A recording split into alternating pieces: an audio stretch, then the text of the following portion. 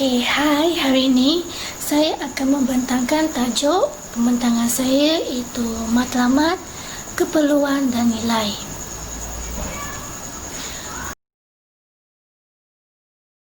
Okey, yang pertama adalah apakah itu matlamat? Apa sahaja pekerjaan yang ingin anda lakukan, maka anda perlu ada matlamat. Apa maknanya matlamat bagi anda? Matlamat dalam erti kata adalah sesuatu perkara yang disasarkan untuk dicapai oleh sebab-sebab tertentu. Dengan mengetahui makna matlamat yang sebenarnya, akan menjadikan diri kita dapat membina matlamat yang mantap. Seterusnya yang lebih penting, anda dapat mencapainya.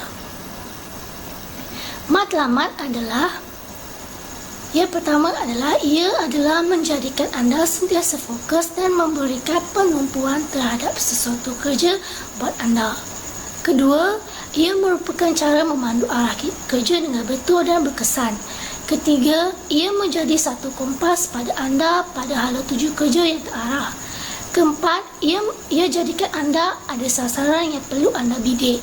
Kelima, ia sebagai pemangkin pengalihan idea anda bagi tujuan penyelesaian masalah.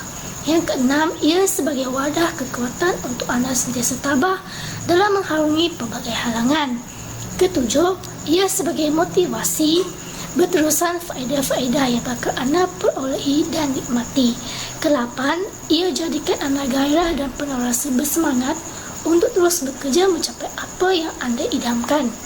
Kesembilan, ia jadikan buat keputusan anda jelas dan mantap.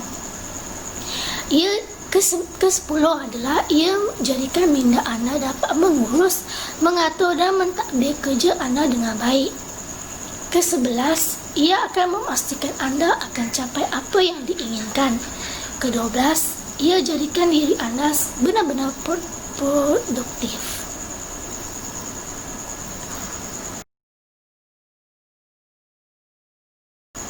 Seterusnya ialah keperluan. Maksud keperluan adalah keperluan bermaksud sesuatu perkara yang perlu ada bagi setiap manusia untuk terus hidup. Sekiranya keperluan ini tidak dipenuhi, manusia akan mati. Keperluan manusia terdiri daripada keperluan asas dan keperluan lain. Keperluan asas bagi manusia adalah keperluan fisiologi, iaitu makanan, pakaian dan tempat tinggal.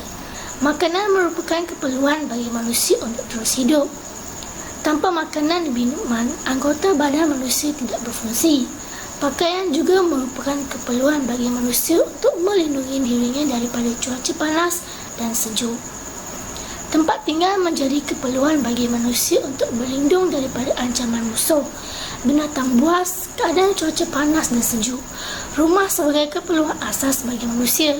Bagi manusia dalam zaman moden, terdapat juga keperluan lain yang harus dipenuhi.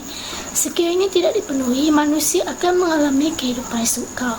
Keperluan lain manusia dalam zaman ini adalah pendidikan, kesihatan, pengangkutan dan prasarana seperti bekalan elektrik dan air. Pendidikan sebagai suatu keperluan bagi manusia mencari dan mengembangkan ilmu.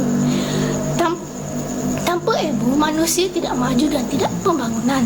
Kesihatan juga merupakan keperluan bagi setiap manusia. Kita mencintai persekitaran yang sihat dan tidak mahu dijangkiti penyakit.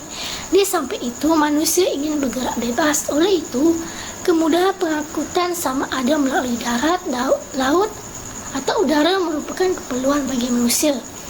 Kehidupan seharian manusia semakin mudah dengan adanya bekalan air dan elektrik.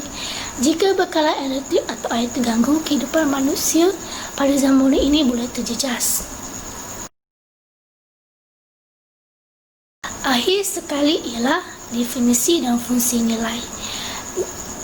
Nilai merupakan standard dan prinsip kita dalam mempertimbangkan harga sesuatu benda. Nilai juga merupakan kriteria bagi kita mempertimbangkan sesuatu benda, situasi dan manusia. Dengan ini, nilai jelas dilihat sebagai satu kualiti, motif atau piawai norma yang ada dalam pertalian antara benda, fikiran dan pemilikan.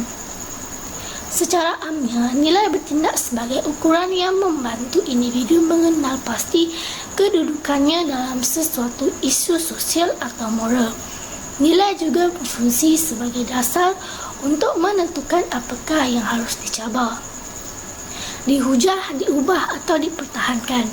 Ia merupakan panduan untuk menyelesaikan konflik serta membuat keputusan dan menghadkan keperluan seseorang. Jadi itu saja daripada saya hari ini. Bye-bye. Na na na na na na na, yeah. Na na na na na na na.